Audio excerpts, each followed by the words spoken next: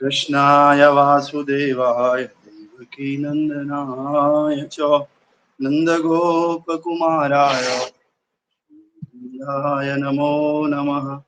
मूकं करोतु वाचालं लङ्घायते गिरिं यत्कृपां तमहं वन्दे गिरो दीनतारिणम्।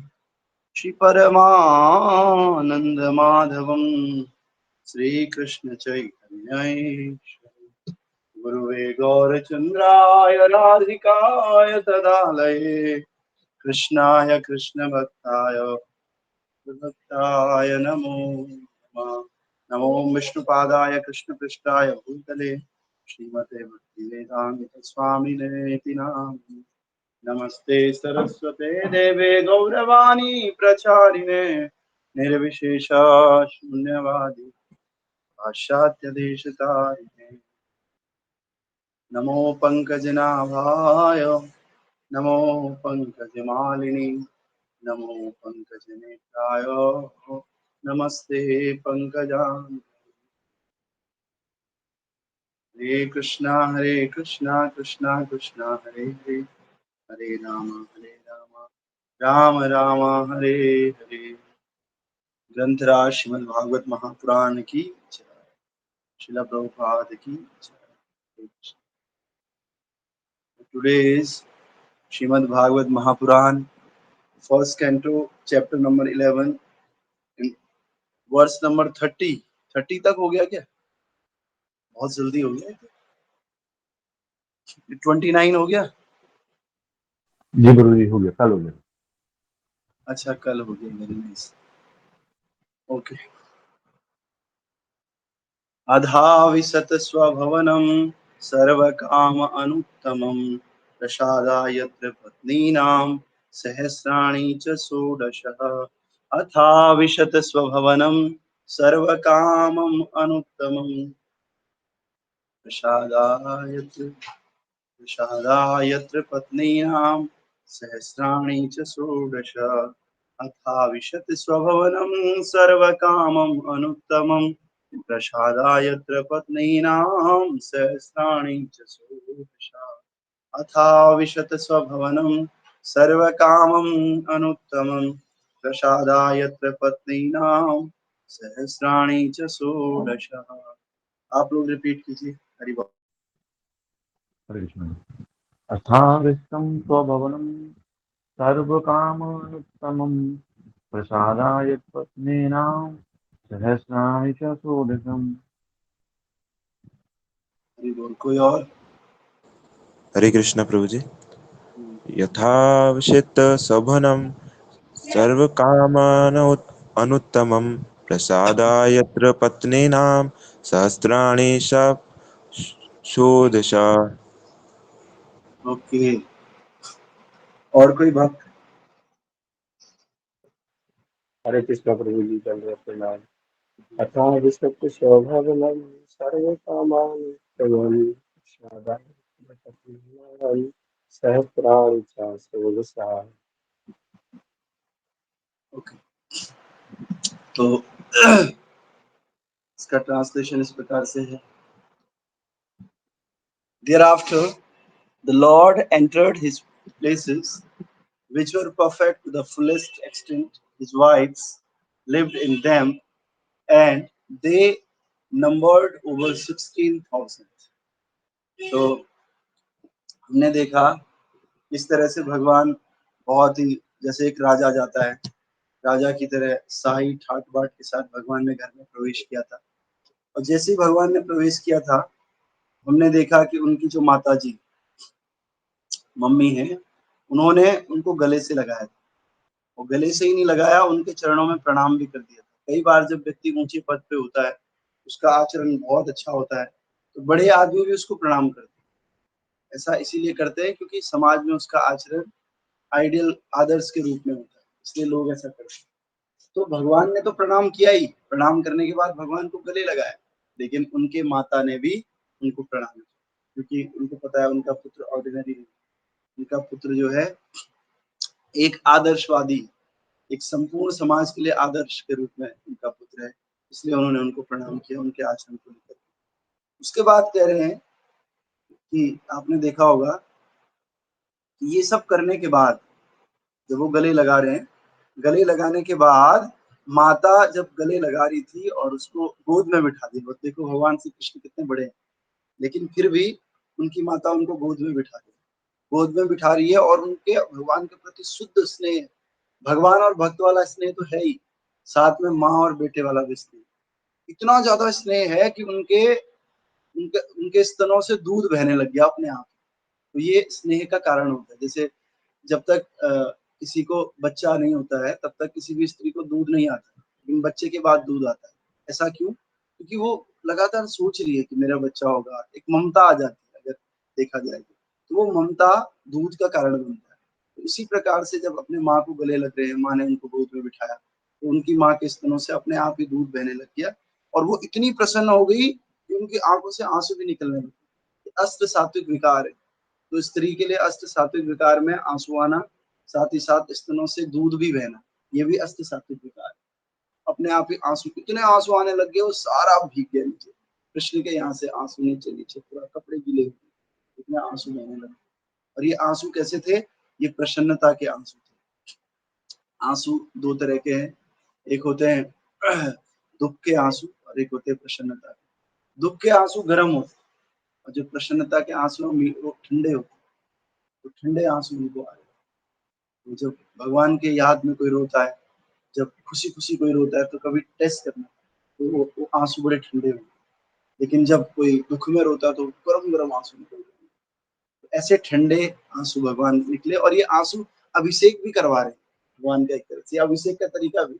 अब गर्म पानी से थोड़ी अभिषेक करवाएंगे तो ऐसे ही जब द्वारिका में यशोदा, ये कृष्ण भगवान सुदामा जी से मिले थे, तो सुदामा के पैर धोए, तो कृष्ण के आंखों से भी आंसू निकल गए। वो आंसू भी खुशी के थे, क्योंकि कई दिनों बाद दोस्त मिला है, तो उन आंसू से उनके चरण अभिषेक हुए। चरण अभिषेक करने के कई तरीके हैं। जैसे हम जगन्नाथ जी को लेकर गए थे परसों विकास नगर में, तो हमने कहा कौन अभिषेक करवाता है इतना, तो हमने क्या कर दिया, यमुना में जाकर यमुना में स्नान कराया, अभिषेक हो गया। यमुना में स्नान करवा सकते हो, गंगा में करवा सकते हो। कई बार कुछ नहीं है, विग्रह विग्रह नहीं है, तो आप क्या कर सकते हो, फोटो का स्नान करवा सकते हो। ये फोटो कई बार गीले होने का डर रहता है, खराब होने का, इधर से एक शीशा लगा दिया, इधर से फोटो लगा दिया, उस शीशे को स्नान करवा सकते हो। ये बहुत तरीके विधि विधान शास्त्रों में है। इस प्रकार से अभिषेक होता है। फिर आज का श्लोक क्या है? आज के श्लोक में क्या कह रहे हैं? जैसे ही इसके बाद भगवान महलों में गए, पहले क्या होता था कि स्त्री पहले ही नहीं आती थी, ऐसे नहीं, माँ से मिल रहे हैं, घर वाली भी आ गई, आ जाओ अब मेरी बारी, अब मेरे से गले लगो एक गैप होता था पहले। तो इस गैप में क्या है, स्त्रियां, एक स्त्री थोड़ी थी, 16,000 स्त्रियां हैं 16,000 स्त्रियां, बताओ, सब एक एक करके गले लगने में 16,000, अगर एक एक मिनट भी लगे होंगे या एक सेकंड भी, 16,000 मिनट लगे होंगे गले लगने में।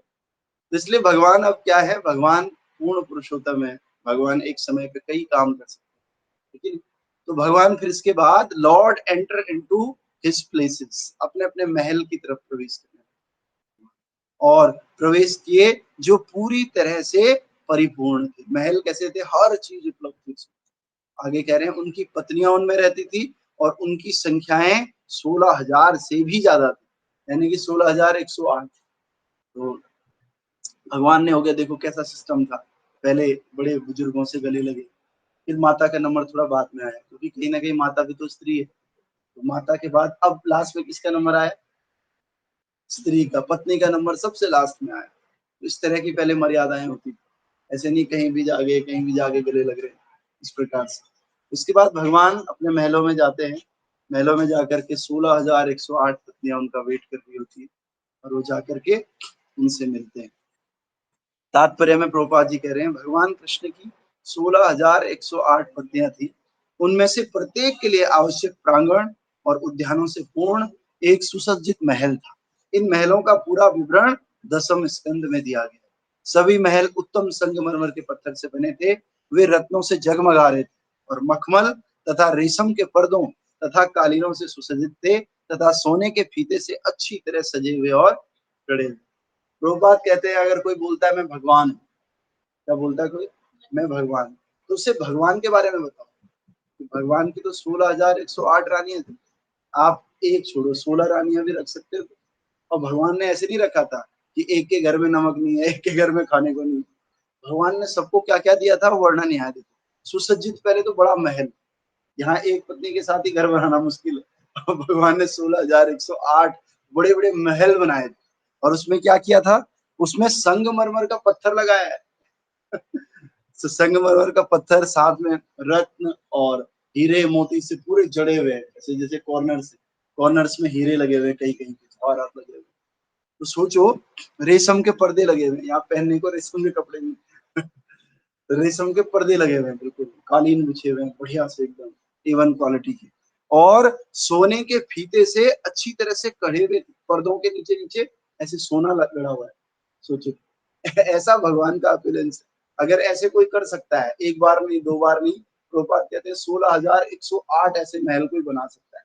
प्रभुपाद जी ने इतना महान कार्य किया, वो भी 108 ही मंदिर बना पाए। समझ रहे हैं? वो भी कैसे, जब पत्नी साथ में नहीं थी तब। सोचो, पत्नी होती तो 108 भी नहीं बना पाती। तो कहने का मतलब ये है कि भगवान की सत्ता को अगर प्रूफ करना है, कई लोग बोलते हैं क्या 16,108 शादियां करी हुई है, ये तो आपके भगवान कैसे इतनी शादी करते हैं। तो नारद जी ने खुद देखा, भागवतम में नारद जी वर्णन करते हैं, जब नारद जी वहां पर गए तो एक रानी के घर में नारद जी गए, तो वहां पे कृष्ण, और कृष्ण वहां पे खा रहे हैं। दूसरे के घर गए तो कृष्ण वहां भी खा रहे हैं। तीसरे के घर गए तो वहां भी खा रहे हैं। 16,108 जगह विजिट किया, भगवान हर जगह खा रहे हैं। सोचो, जो आदमी 16,108 जगह खा सकता है एक ही बार में, वो नॉर्मल तो नहीं हो सकता। तो ये बातें भगवान की सर्वशक्तिमत्ता को प्रूफ करती है, भगवान की भगवत्ता को प्रूफ करती है कि भगवान वास्तव में भगवान है। अगर हम लोगों को भी भगवान बनना है तो हमें ये सब करना होगा, लेकिन ये कोई कर नहीं पाएगा। एक बार प्रभुपाद जी क्लास कर रहे हैं, कहाँ पर कर रहे थे, अमेरिका में। एक व्यक्ति आ गया, मैं भी भगवान हूँ, मैं भी भगवान हूँ। शराबी था, कह रहा भगवान। तो प्रभुपाद जी ने कहा उसको कि भगवान ने तो गोवर्धन उठाया था एक अंगुली पे, तुम एक काम कर लो, एक सिलेंडर रखा हुआ था, तो भाई इस सिलेंडर को तुम पूरे हाथ में ही उठा दो, चलो अंगुली से भी मत उठाओ, मैं मान जाऊंगा तुम भगवान। तो वो भाग के चले गया वहीं से पीछे। तो हमें ऐसा लग रहा होगा कि हम तो नहीं मानते अपने आप को भगवान, लेकिन वास्तव में हम अपने आप को भगवान मानते हैं इनडायरेक्ट फॉर्म में। कैसे?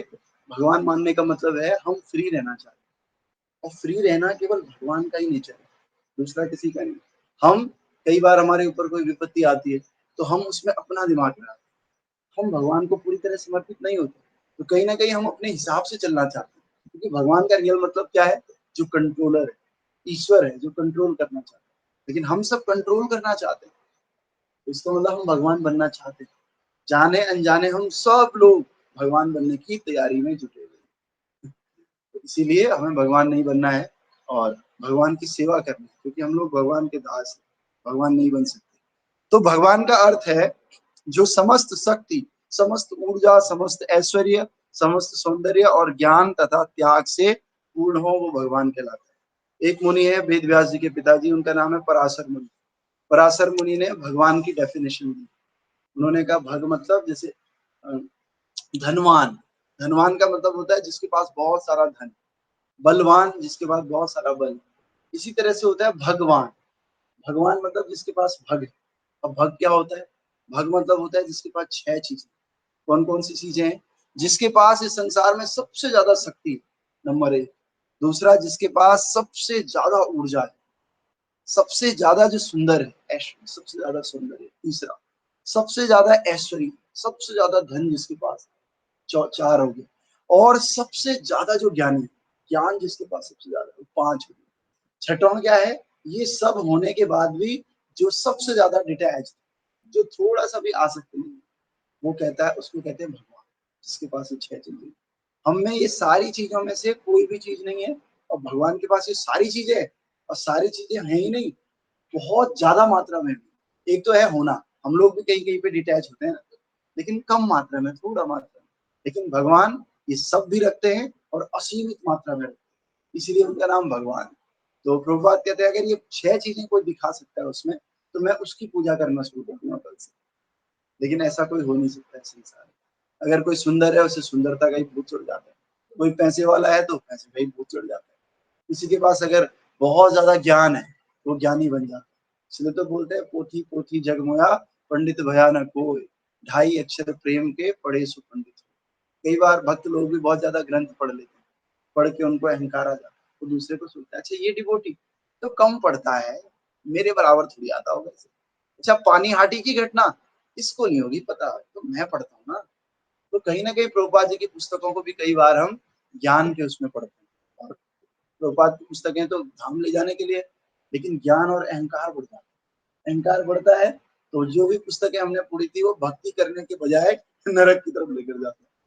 तो इसीलिए हमारे गुरु महाराज कहते हैं कि आपको वही पुस्तक पढ़नी है जो आपके गुरु आपको रिकमेंड करें।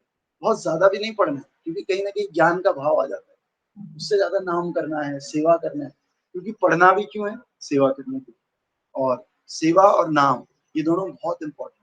प्रभुपाद जी बोलते हैं आपको भगवत गीता पढ़नी है 1, भागवतम पढ़ना है 2, नेक्टर ऑफ इंस्ट्रक्शन पढ़ना है 3, चैतन्य चरितामृत पढ़ना है 4। ये सब भी पढ़ने हैं, लेकिन किसके निर्देशन में, गुरु के निर्देशन। अपने आप ही नहीं पढ़ना कि हाँ मैं पढ़ रहा हूँ, ये पढ़ के अपना अहंकार नहीं बढ़ाना। तो ये सब ग्रंथ जब हम पढ़ते हैं किसी के अंडर में तो ज्यादा अच्छा है। और सबसे अच्छा है हम सुने, बस सुने और नाम करें, सेवा करें। अगर सुन करके सेवा नहीं बढ़ रही है, नाम नहीं बढ़ रहा है, तो फिर ऐसी हियरिंग भी किसी काम की नहीं। धीरे धीरे तो फिर आगे कह रहे हैं कि अतः उनकी इच्छाएं भी असीमित है तथा आपूर्ति भी असीमित है। प्रत्येक वस्तु असीमित होने के कारण उसे यहाँ संक्षेप में सर्व कामम अर्थात सभी वांछित उपकरणों से पूर्ण बताया गया है।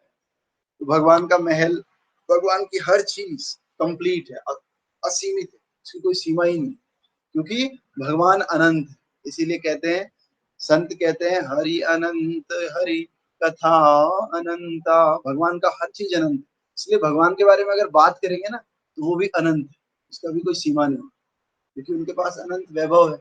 अब जिस व्यक्ति को बहुत ज्यादा पढ़ना आता है, जिसने बहुत पढ़ाई की, कंटेंट ज्यादा है, वो बड़ी बड़ी क्लासेस दे सकता है, क्योंकि उसके पास ज्यादा कंटेंट है।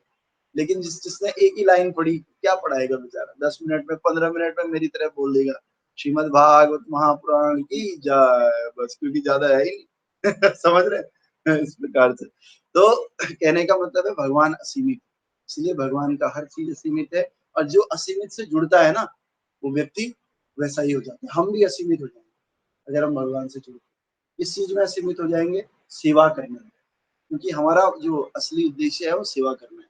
हमारा नेचर ही नहीं है दूसरे से सेवा लेने का, हमारा नेचर तो सेवा करने का है। लेकिन जब तक हम दूसरे से सेवा ले रहे हैं, इसका मतलब तब तक हम भगवान बनने की तैयारी में हैं। और वो हमारा असली मूड है ही। जिस दिन हम अपने असली मूड में आ जाएंगे ना, उस दिन आनंद की हमें कोई सीमा नहीं रह जाएगी। भगवान को जितना आनंद आता है उतना ही आनंद हम भी ले सकते हैं। बस यही है, कैसे भगवान सेवा लेकर के और हम सेवा देकर के। अब मान लिया कोई शॉपकीपर है, दुकानदार, दुकानदार को तो बेचने में मजा आता है, और ग्राहक को कैसे मजा आता है, खरीदने में। मान लिया दुकानदार का दिमाग खराब हो गया, वो खरीदे जा रहा है, खरीदे जा रहा है, खरीदे जा रहा है, तो वो तो बर्बादी की तरफ जाएगा ना। लेकिन उसको अच्छा लग रहा है, क्योंकि उसे नहीं पता कि ये मेरा काम नहीं। लेकिन जैसे जिस दिन उसे पता चल जाएगा कि नहीं मैं तो दुकानदार हूँ, मुझे तो बेचना है, बेचना शुरू कर देगा और ग्राहक खरीदना शुरू कर देगा, तो दोनों आनंद में आ जाएंगे। इसी तरह से भगवान और हम भगवान के भक्त। भगवान का काम है हमसे सेवा लेना, हमारा काम है भगवान की सेवा करनी। जब हम ये दोनों बहुत अच्छे से करेंगे, भगवान भी खुश रहेंगे और हम भी खुश रहेंगे। भगवान तो वैसे ही खुश है, लेकिन हम खुश हो जाएंगे। भगवान बस इसलिए खुश हो जाएंगे कि भाई हम तो उनके बच्चे हैं, और जब कोई पिताजी उनका बच्चा अच्छा काम करता है तो खुश हो जाता है। इसी प्रकार से भगवान के बच्चे हैं, जब हम अच्छा काम करते हैं भगवान खुश हो जाते हैं। तो इस प्रकार से आप सब लोगों को सेवा करना है किसी तरह। भगवान की सेवा करेंगे तो मेवा मिलेगा, सेवा नहीं करेंगे तो मेवा नहीं मिलेगी। बस आज का ये तात्पर्य है, मैसेज ये है कि हम सब भगवान बनना चाहते हैं किसी तरह से, चाहे ग्रॉस फॉर्म में चाहे सटल फॉर्म में। हमें पता नहीं चलता, हम बोलते नहीं हम तो भगवान को अलग मानते हैं, लेकिन भगवान ने शास्त्र में कहा ये नहीं करना है, लेकिन हम फिर भी वो करते हैं ना। यानी कि हम अपनी इच्छा समझ रहे हैं, अपनी इच्छा से चलना चाहते हैं, हम समझ ही नहीं रहे भगवान को कुछ। तो ये है भगवान बनना। भगवान बनना ऐसे नहीं मेरी पूजा करो, सेवा करवाते हैं, अपनी मनमर्जी करना भी भगवान बनना है। इस प्रकार से हमें भगवान नहीं बनना है, ज्यादा से ज्यादा सेवा करना है। ऐसे करना है कि कैसे हम दूसरे को खुश करें। जब दूसरा खुश हो जाएगा ना, हम अपने आप ही खुश हो जाएंगे। कैसे हम अपने बिहेवियर को चेंज करें। अगर हमारा अच्छा बोल के दूसरा खुश होता है तो अच्छा बोले, अगर हमारा कुछ और काम करके दूसरा खुश होता है तो वो वाला काम करें। दूसरों को हेल्प करने का प्रयास करें किसी न किसी तरह से। तो हेल्प कम लें और हेल्प ज्यादा दें। जब देंगे तो लोग अपने आप ही हमारी हेल्प करेंगे। ठीक है, किसी का कोई प्रश्न तो नहीं है? हरि बोल। तो कल एक और उत्सव है, उसका नाम है स्नान यात्रा। स्नान यात्रा है भगवान जगन्नाथ जी की। तो जगन्नाथ जी साल में एक ही बार नहाते हैं, क्योंकि लकड़ी के है ना, तो लकड़ी को रोज रोज नहलाओगे तो लकड़ी तो खराब हो जाएगी। तो भगवान को साल में एक बार नहलाया जाता है जगन्नाथपुरी में। तो वो कल है स्नान यात्रा। ये भी मानसून से थोड़ा पहले होता है। बहुत गर्मी लग जाती है ना भगवान को, और रथ यात्रा से शायद 15 दिन पहले, 16 दिन पहले तो भगवान को पहले नहाते हैं। नहा के फिर भगवान रथ में जाएंगे। दुनिया में कोई ऐसे भगवान नहीं है जो ऐसे बाहर निकल के दर्शन देते हैं, क्योंकि किसी ने भक्त ने प्रेयर की तो प्रभु ये लोग तो नाम आपका लेते ही नहीं। तो भगवान ने कहा नाम नहीं लेंगे कोई बात नहीं, जो मंदिर में आकर मेरे दर्शन करेगा ना वो भी नाम लेने के बराबर है, दर्शन ही कर ले उसका उद्धार हो जाए। फिर उस भक्त ने कहा प्रभु कुछ लोग तो दर्शन भी करने नहीं आते मंदिर में। तो भगवान ने कहा चलो कोई बात नहीं, अगर आप नहीं आ रहे हो ना दर्शन करने तो मैं बाहर आ जाऊंगा, बाहर आकर के मैं सबको दर्शन दूंगा।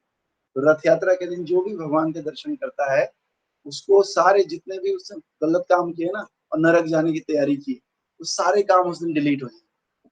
तो भगवान का दर्शन इतना महत्वपूर्ण, भगवान का हर चीज ही महत्वपूर्ण। कोई भी एक सेवा भगवान की कर ली ना, सब सेवाओं की बराबर है। तो इसीलिए स्नान यात्रा है, भगवान को बहुत ज्यादा समुद्र से जल ला ला करके भगवान को स्नान करवाते हैं। 56 भोग लगता है उस दिन भगवान को। और फिर स्नान यात्रा के पीछे बहुत लंबी चौड़ी स्टोरी भी है। भगवान जगन्नाथ ऐसे क्यों बने, इसके पीछे भी कारण है। और कल हमने देखा था रघुनाथ दास गोस्वामी, उनके बारे में मैं एक चीज बताना भूल गया था। रघुनाथ दास गोस्वामी क्या करते थे, भिक्षा मांग के खाते थे। पहले तो राजा के बेटे थे, राजा के बेटे से भाग के चले गए घर से, और जगन्नाथपुरी में क्या कर रहे हैं, महाप्रभु के संपर्क में आए तो उनके गुरु ने कहा जाओ अब तुम जो है भजन साधन करो और भागवतम सीखो। सीख लिया भागवतम। फिर वो क्या करते थे, घर घर जाके भिक्षा करते थे, घर घर जाके भिक्षा करके मांगते थे और खाते थे। एक दिन उनको लगा यार मैं तो मांग रहा हूँ, मांगना भी नहीं चाहिए मुझे। तो सोचो राजा के बेटे जिनके साथ 12 नौकर लगे हुए थे, तो वो अब घर घर जाके मांग रहे। मांग के खाने में उनको ऐसे लगा थोड़ा अटपटा लग रहा है, अब ना ज्यादा हो गई। मांग के मतलब मेरी इच्छा है ना, तो मेरी थोड़ी भी इच्छा नहीं होनी चाहिए। अब मुझे कोई देगा तो मैं तभी खाऊंगा, और नहीं देगा तो नहीं खाऊंगा। फिर वो बैठे रहते, 2-3 दिन में कोई दे देता तो खा लेते, नहीं तो नहीं खाते। उनको ऐसे लगा यार भूख भी लग रही है और मैं मांगूंगा तो नहीं किसी से। कोई दे भी नहीं रहा है। तो फिर जगन्नाथ जी का जो चावल है ना, जो कोई नहीं खाता है, गाय भी नहीं खाती है, कूड़े में डाल दिया। उस कूड़े में से निकाल निकाल के उस चावल को इकट्ठे करते थे, इकट्ठे करके उसको धोते थे, और धो करके उसको खाते थे। खा के फिर पानी पीते, फिर अपना भजन कर देते, हरे कृष्ण कृष्ण कृष्ण हरे राम राम राम हरे हरे, ऐसे ऐसे रहते थे। तो जब लोगों को पता चला तो चैतन्य महाप्रभु ने कहा कि वो ये कहाँ प्रसाद लेता है आजकल रघुनाथ दास। तो किसी ने कहा वो तो जो सब लोग फेंक देते हैं उस चावल को खाता है, गाय भी नहीं खाती, कुत्ता भी नहीं खाता उस चावल को, उसको धो के खाता है। तो एक दिन वो ऐसे ही जाते थे, रोज उनका नियम है, जाएंगे कबाड़ के ढेर में। हम लोग मंदिर जाते नहा धो के, वो कबाड़ के ढेर में जाते थे। सोचो कितने महान है, सोच रहे हैं किसी से सेवा नहीं लेनी, खुद ही जा करके जाते थे और उस चावल को धो धो रहे, धो करके जैसे ही खाने लग गए, चैतन्य महाप्रभु आए। उन्होंने उनका हाथ पकड़ लिया, उन्होंने कहा अमृत को अकेले अकेले खाएगा, मेरे को नहीं देगा। उसने कहा नहीं नहीं महाप्रभु आप मत खाओ, ये तो मेरे लिए। मतलब बड़ा तेज बन रहा है तू। खुद खाएगा और मुझे नहीं खिलाएगा। तो तब जाकर के उन्होंने कहा ला कसम खा, आज के बाद तू ये नहीं खाएगा, तू जाएगा और मधुकरी करेगा, मंदिर में जाकर के प्रसाद खाएगा। तब जाकर के उन्होंने खाया, वरना वो ऐसी सब करते। सोचो कितना वैराग है, राजा के बेटे ऐसे सब चावल खा रहे हैं, कभी भूखे मर जा रहे हैं। तो इस प्रकार से भगवान ये सब देखते। और फिर वही रघुनाथ दास गोस्वामी, उनको परवाह ही नहीं, वृंदावन में इतनी गर्मी होती है, इतनी गर्मी है, लेकिन वो भजन करते। तो राधा रानी पीछे से आकर के उनको छांव दे दी। इस प्रकार से एक बार शेर आ गया, भजन कर रहे हैं भजन कर रहे हैं, उनको पता ही नहीं चल रहा शेर है नहीं है, शेर उनको खाने वाला था। भगवान आकर के उस शेर को हटा दिया। तो कहने का मतलब है अगर हम खुद कंट्रोलर बनते हैं ना तो भगवान हमारी मदद नहीं करते, लेकिन थोड़ा सा विश्वास करके भगवान पे भरोसा करते हैं ना, तो भगवान हमारी हर जगह मदद करते हैं। सोचो किसी भी ऑफिस में जाओ, अगर मैं खुद ही शाना बनूं कि नहीं नहीं मैं कर लूंगा, ऑफिस वाला थोड़ी मदद करेगा।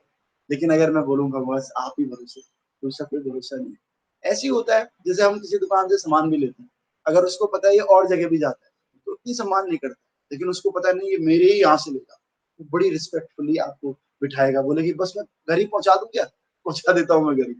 इस प्रकार से जब हम एक निष्ठ होते हैं ना, बस तब जाकर के, इसलिए भगवान कहते हैं अनन्यास चिंतयन्तो माम, मेरा भजन करो अनन्य, किसी दूसरे को मत बुलाओ, बस मुझे ही बुलाओ। जैसे द्रौपदी ने बस भगवान को बुलाया, भगवान आए और साड़ी भी बन गए, भगवान सब कुछ बनने को तैयार है। पर हम लोग अनन्य नहीं होते, हम यहाँ भी ध्यान है, उधर भी ध्यान है, इधर भी ध्यान है, बस हम अनन्य बन गए ना, भगवान आते। और फिर जा करके चैतन्य महाप्रभु ने इनको बोला, ये खाने लग गए। अब देखो शेर है, अगर वो अपने आप ही क्या पता शेर खा जाता, खुद ही बचाते, उन्होंने बचाया नहीं तो भगवान ने देखो शेर को हटा दिया। ऐसे एक बार वो भूखे हैं, कई दिन से खाया नहीं, अब नियम है ना दूसरे से मानते नहीं, तो राधा रानी खुद छाछ लेकर के आती है, छाछ लेकर के उनको पिलाती है, लोग आती है। तो इस प्रकार से कभी खीर लेके आ रहे हैं, कभी रोटी लेकर के आ रहे हैं, लेकिन भरोसा नहीं, अगर भरोसा हो जाए ना, खुद भगवान आकर के देंगे। और इसके बाद क्या हुआ कि ये घटना सनातन गोस्वामी ने देखी। अब रघुनाथ गोस्वामी छोटे हैं, सनातन गोस्वामी बड़े हैं, तो उन्होंने कहा यार तू बहुत गलत कर रहा है। बोला क्या, तू अपने शरीर का ध्यान नहीं देता, फिर भगवान को आना पड़ता है, बताओ तुझे बचाने के लिए। तू बताओ धूप में खड़ा है, भगवान से सेवा ले रहा है, तो तू भगवान को नीचे बुला रहा है, तो तू तो तुझे सेवा करनी चाहिए, उल्टा भगवान कर रहे हैं। तो तू ना खाने पीने का ध्यान दिया और साथ ही साथ तू अपना ध्यान भी दिया कर, ये अच्छी बात नहीं। तो फिर जा करके उन्होंने क्या किया, थोड़ा अपना ध्यान रखना शुरू किया।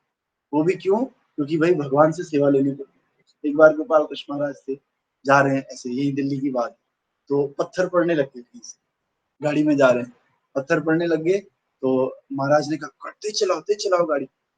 तो अब जो उनके साथ ड्राइव कर रहे हैं वो भी भक्त है, ड्राइवर जो कर रहे हैं वो बोल रहे हैं महाराज आप तो संत हैं, आप तो गीता का ज्ञान देते हो, आप डर रहे हो, आप कैसे संत हो, आप तो डर रहे हो, सीधे सीधे बोल दिया उन्होंने।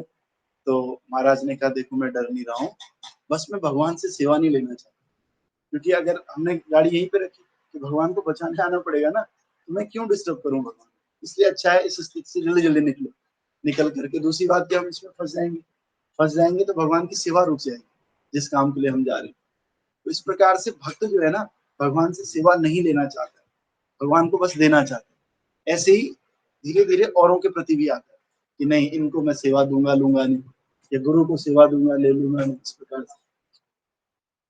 ठीक है, तो आप सब भक्तों ने एक बात सीखनी है आज, सेवा सेवा सेवा, जितना सेवा करेंगे उतना खुश रहेंगे, क्योंकि खुश रहने का एक ही मंत्र है, हम सेवा करें, भगवान की सेवा करें और उनके भक्तों की सेवा करें। इसलिए कई लोग बोलते हैं नर सेवा ही नारायण सेवा है, क्योंकि हमारे हृदय में भी भगवान बैठे हैं। तो जब हम किसी दूसरे की सेवा करते हैं तो हृदय वाला भगवान देखता है, अच्छा, तो सेटिस्फेक्शन मिलता है।